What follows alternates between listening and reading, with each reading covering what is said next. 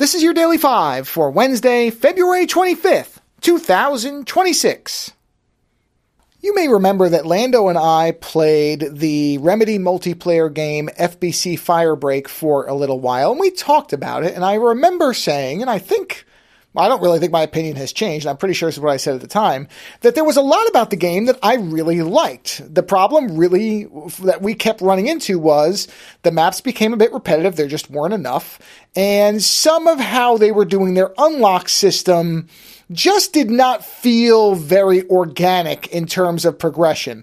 And I think some of that is probably because they were trying to make this a game that was not going to require paid upgrades and DLC and that type of thing. And so they felt like this was the only way to keep people engaged, was to make the upgrade path more difficult than one would typically expect. But combined with the fact that there was a lack of good maps, the game unfortunately seems to have just not done well. Now, I don't think they've entirely given up on it, at least based on the statements. They have not said that specifically, but it's also clear that it was not the success that the company needed, to the extent where apparently the CEO of the company has resigned and been replaced by somebody who is, at least based on a lot of interpretation of statements and this individual's background, probably going to try to do a better job of monetizing the portfolio of games that Remedy has. And it's a real shame because, I mean, I'd actually been thinking in the last couple of weeks, well, maybe we should go and try Firebreak again, because I felt like the game did so much right that it was just those couple of things that were holding it back.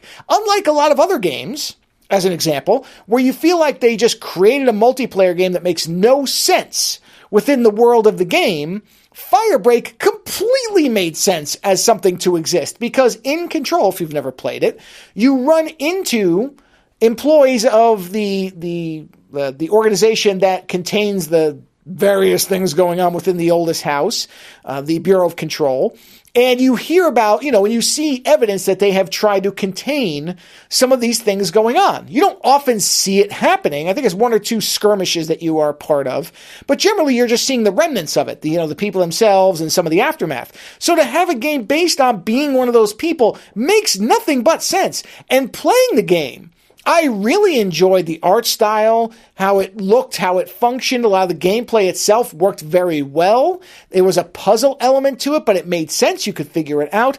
Again, there were lots of things that I felt like worked very well, and was hoping that they would just fix those couple of other things, a little bit more map variety, and maybe not making the upgrade system as really limited as it was, where you had to unlock an entire page, including things that you would likely never use to be able to progress to the next level.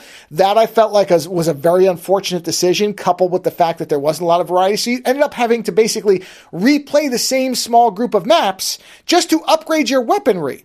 And those two things I really feel like were the major problems. Everything else, sound design, the actual look of the game, the function of it, all worked very well, I felt like. And again, made sense in the terms of what the Control game was giving us. So this is really unfortunate, because it seems like it was such a letdown that it has basically forced the company to try to reorient to, hopefully not, but it seems like maybe do more of the kind of traditional, not great stuff that a lot of video game companies do now, on top of the fact that the video game industry is not in the greatest spot at the moment. So all these factors feel like they are putting Remedy into a really tough spot, where to survive, they may have to start doing things that people are not going to respond to more generally, as opposed to launching a game and not having it be successful and just trying to improve it and move on. So I don't know. I mean, obviously there's a Control sequel coming out. It looks very good.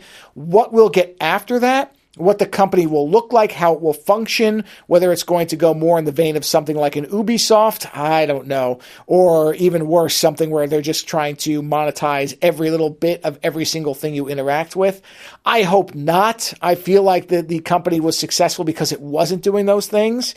But maybe it is a combination of, again, industry realities, along with the demand for every game to be astronomically successful right out of the gate, that's going to take Remedy from something that's special and interesting and unique and make it basically be pressure formed into just another company where we don't really care about it and it doesn't care about us.